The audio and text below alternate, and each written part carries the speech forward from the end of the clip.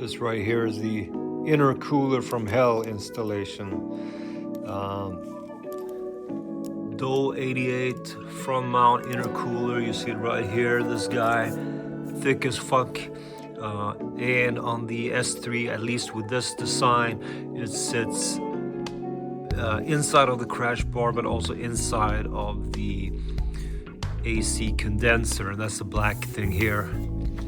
And if you go by, let's start with this. If you go by the price of this intercooler from Dole 88 suggests it's a premium intercooler, and so you think it has premium fitment.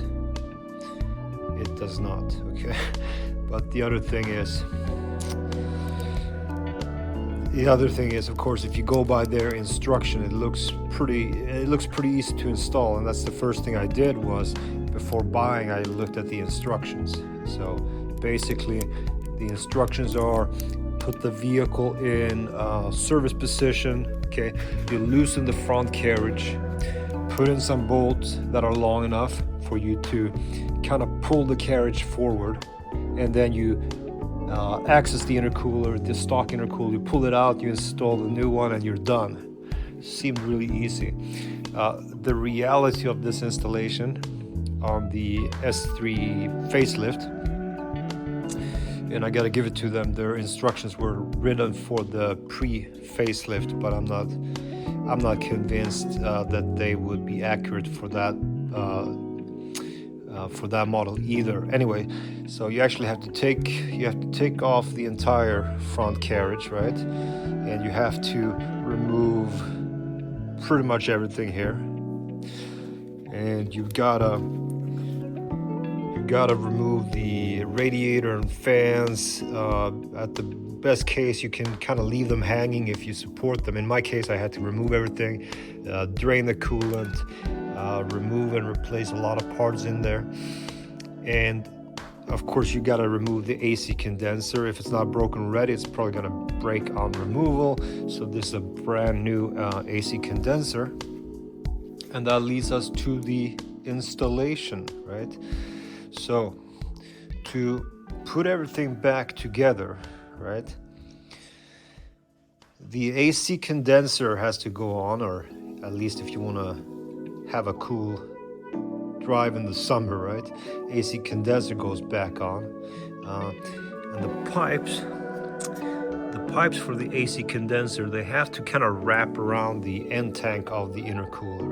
And on the Dole 88 intercooler, the end tanks, they look like they were sand casted by, you know, some guy in the third world, let's say, right? So they're very rough.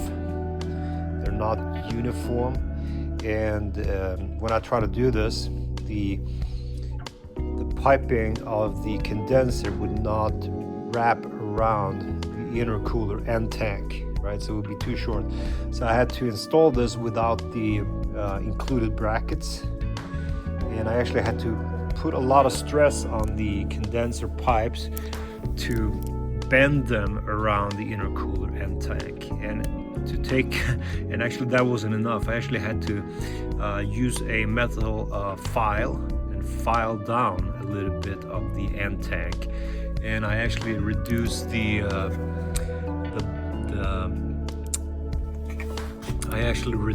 clearance between the intercooler and the condenser to make it sit closer to the intercooler for me to get the pipes through at the other end. And I still had to put a lot of stress on the pipes here to bend them around, and you can see that the paint came off.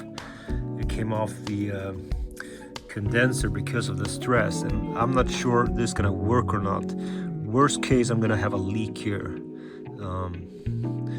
Knock on wood, fingers crossed it's gonna work. I don't know at this point. So that really sucked.